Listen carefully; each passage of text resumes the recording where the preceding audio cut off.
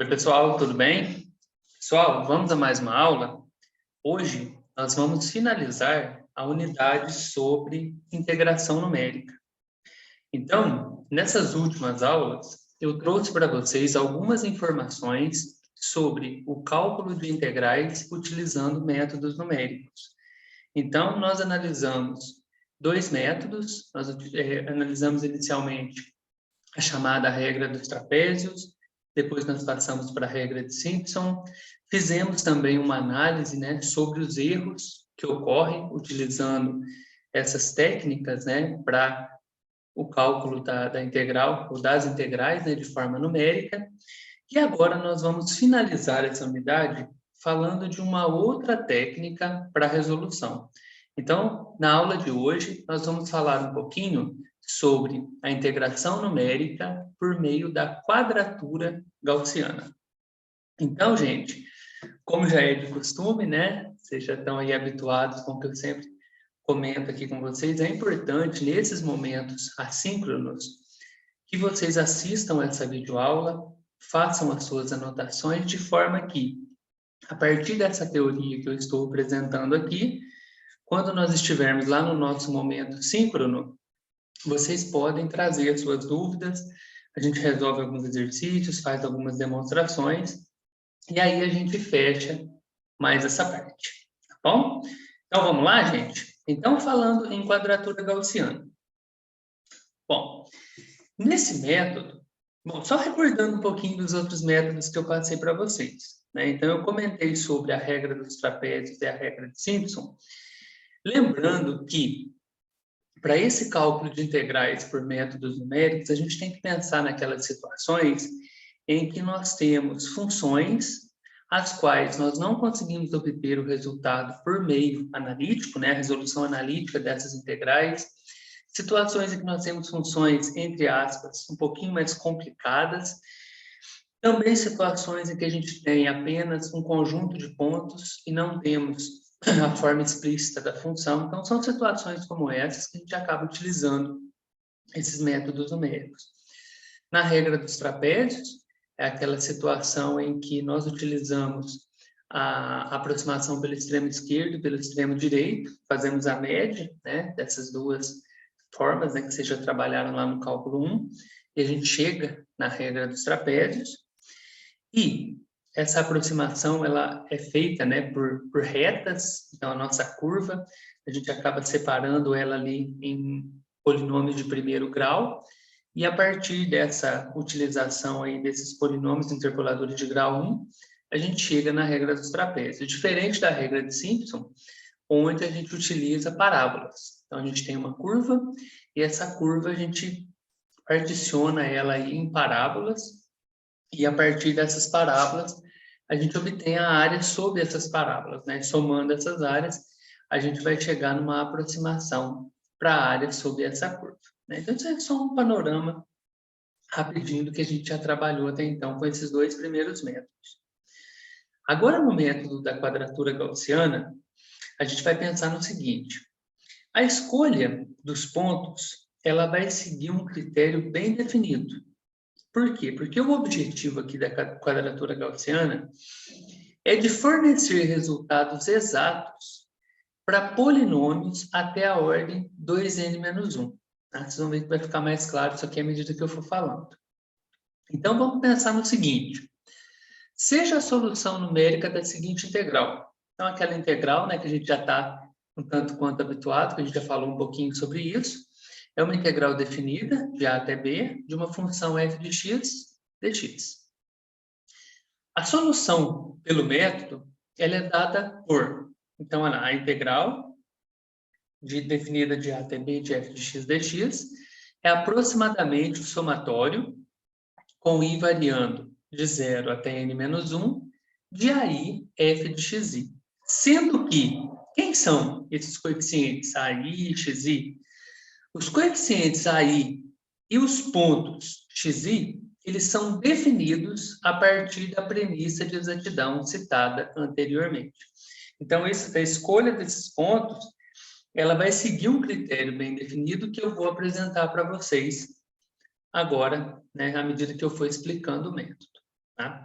Então, quais são as etapas do método da quadratura gaussiana? A primeira coisa que nós vamos fazer, gente, é o seguinte. O nosso intervalo de integração inicial é aquele intervalo de A até B. A primeira coisa que nós vamos fazer é, vamos pegar esse intervalo de A até B e vamos mudá-lo para o intervalo -1, de forma que a gente consiga normalizar a solução e resultar em pontos padronizados. Então, aqui a gente vai fazer uma substituição. Então, a nossa integral definida de A até B, a partir de agora, vai ser uma integral definida de -1 até 1. Só que, para conseguir isso, a gente vai utilizar uma troca de variáveis, uma mudança de variáveis. A gente vai mudar, então, a nossa integral de x para t. Como que vai ser feita essa mudança? Essa mudança, ela vai ser feita através da seguinte relação. X é igual a meio vezes b menos a vezes t, mais meio vezes b mais a. Lembrando que esse b e esse a são aqueles intervalos iniciais de integração. Então, isso a gente já conhece. Tá? Ou seja, substituindo aqui, a gente vai encontrar que x é igual a alguma coisa t. Então, a gente está mudando a variável de x para t. Tá? Bom, se nós considerarmos essa mudança, essa expressão aqui, e derivarmos essa expressão em relação a t, a gente vai ter que dx dt é igual a 1 meio, que multiplica b menos a. Né? Porque aqui, isso aqui vai ser constante, vai zerar, então vai sobrar só o meio b menos a. Fazendo aqui 2 vezes dx igual a b menos a vezes dt, isolando dx, a gente tem meio b menos a dt. Beleza. Então, a gente já tem o valor de x, a gente já sabe quem é dx, a gente sabe agora que a gente tem que mudar de AB para -1. Então, para x igual a, o nosso t igual a -1. Para x igual a b, o nosso t igual a 1. Então, quer dizer, a gente está fazendo todas as mudanças de variáveis aí. Beleza. Ou seja, a nossa função f de x, quem que é o nosso x? O nosso x está aqui, ó. Então, a nossa f de x, ela vai ser a f de meio b menos at mais meio b mais a. No lugar do x, eu substituo por aquela transformação que a gente utilizou anteriormente. Então, a nossa integral definida de a até b de f de x dx, ela vai se transformar nessa integral bonita aqui, ó.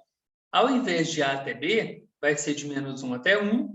Ao invés de f de x, é f, quem que é o x? É isso tudo aqui, meio b menos at mais meio b mais a, vezes meio b menos a dt. Por que isso aqui?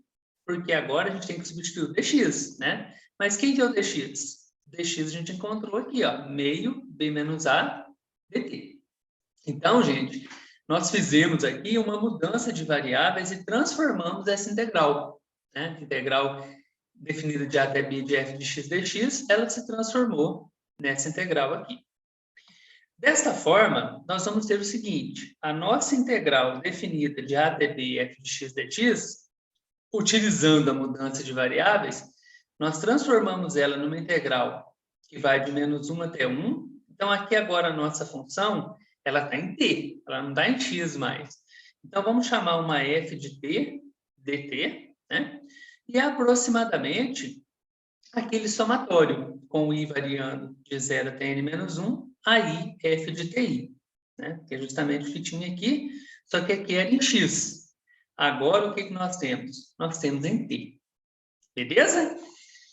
Bom, em seguida, depois de fazer essa mudança de variáveis, a gente vai fixar um n, um inteiro positivo, tal que, se f de x for um polinômio de grau até a ordem 2n-1, a solução da integral vai ser exata. Ou seja, a nossa integral definida de a até b de f de x dx, após a transformação, -1 até 1 f de t dt, vai ser igual a esse somatório, com i variando de 0 até n-1, aí f de ti. Esses valores de ai e ti para i variando de 0 até n-1 são as incógnitas a serem determinadas e são independentes da função escolhida. Então, agora a gente vai entender como que nós podemos encontrar quem são esses valores. Quem são a I e TI? Dependendo do grau do polinômio que a gente escolha para resolver. Beleza? Então, esse é o próximo ponto que eu gostaria de trazer aqui para vocês, gente. E nós vamos analisar um caso particular.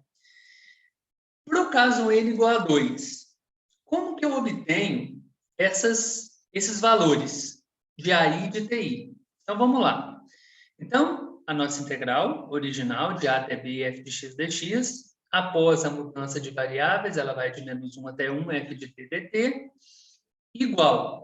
Olha o somatório aqui, ó. Vai de I igual a 0 até n menos 1. Só que nós estamos analisando o caso particular n igual a 2. Então, vai de I igual a 0 até 2 menos 1. Ou seja, de I igual a 0 até 1. De AI, f de TI. Só que o I está variando, certo? Então, esse somatório, se a gente expande ele, então vai ficar para I igual a 0 f de T0, mais para I igual a 1 f de T1.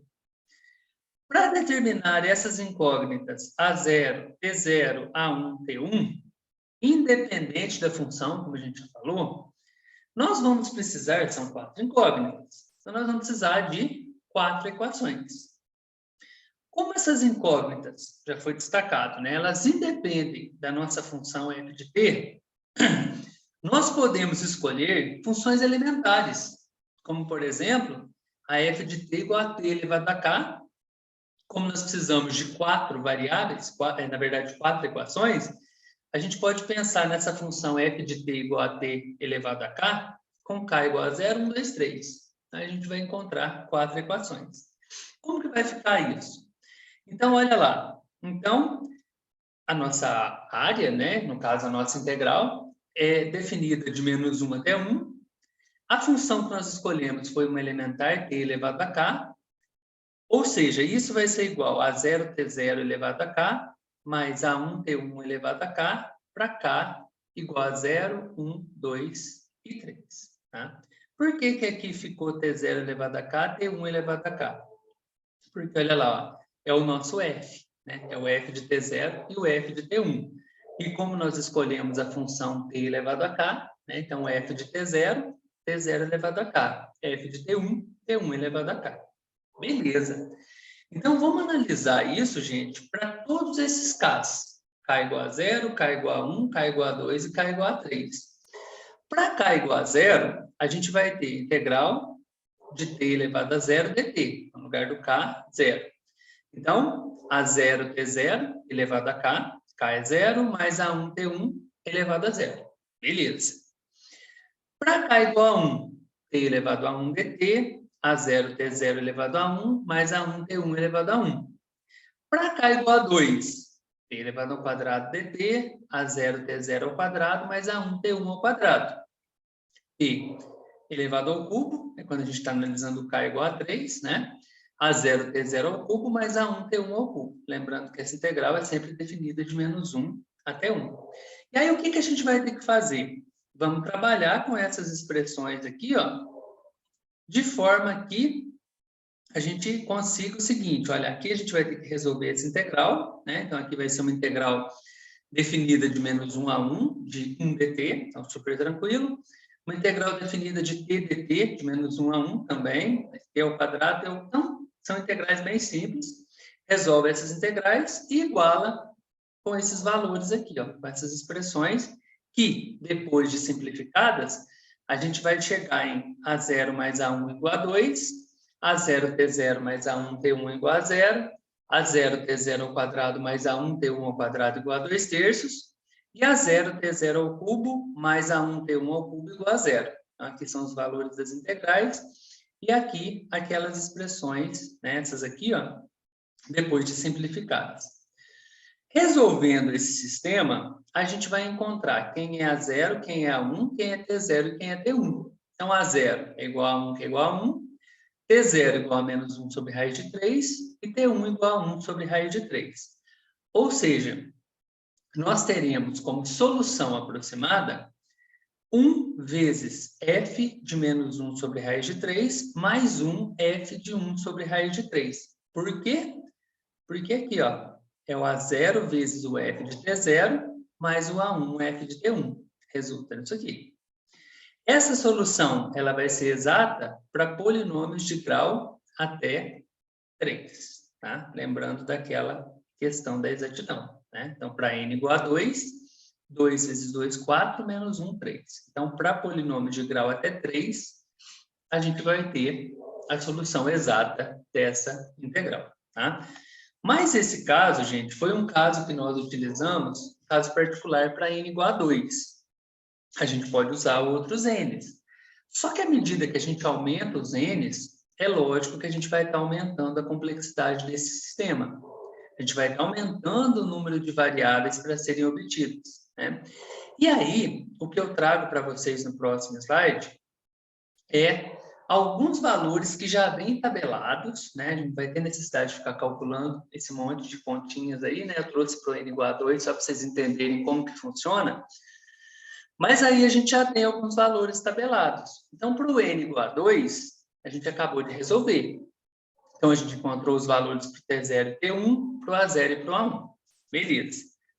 Para n igual a 3, a gente vai ter 6 variáveis. T0, T1, T2, A0, A1, A2. Então, fazendo o mesmo procedimento para o n igual a 2, a gente consegue encontrar quem são eles. Quem é T0, quem é T1, quem é T2, quem é A0, quem é A1, quem é A2. Olha para n igual a 4, já aumenta para 8 incógnitas. Mas, fazendo as continhas, a gente consegue obter T0, T1, T2, T3, A0, A1, A2, A3. Então, se eu aumento para n igual a 5, isso aqui já vai para 10 variáveis, n igual a 6, ou seja, vai só aumentando, vai aumentando a complexidade. Tá? Bom, e aí então, gente, era mais ou menos isso que eu queria trazer para vocês, né? Essa ideia de usar essa nova forma de resolução de integrais por métodos numéricos através da quadratura gaussiana. E aí, gente, na nossa próxima aula síncrona, a gente vai resolver alguns exemplos, alguns exercícios juntos, fechar essa parte. Vamos trabalhar também com uma parte computacional. Nós temos condições de utilizar tanto o Scilab quanto o VCN, assim como nós fizemos, né, em outras situações aí da disciplina.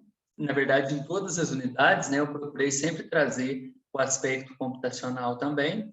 Então, não vai ser diferente agora com o cálculo das integrais. Então, nós vamos trabalhar também com a parte computacional para a gente, né, unir a teoria com a prática computacional, porque aí eu acho que é um ganho muito interessante. Bom, gente? Então, é isso. Qualquer dúvida, qualquer coisa, eu estou à disposição. Façam as suas anotações aí, para que na nossa próxima aula a gente possa discutir um pouquinho sobre essa parte da quadratura gaussiana e fechar mais essa unidade. Tá bom, gente? Então é isso. Um grande abraço para todo mundo e até a próxima aula. Até mais!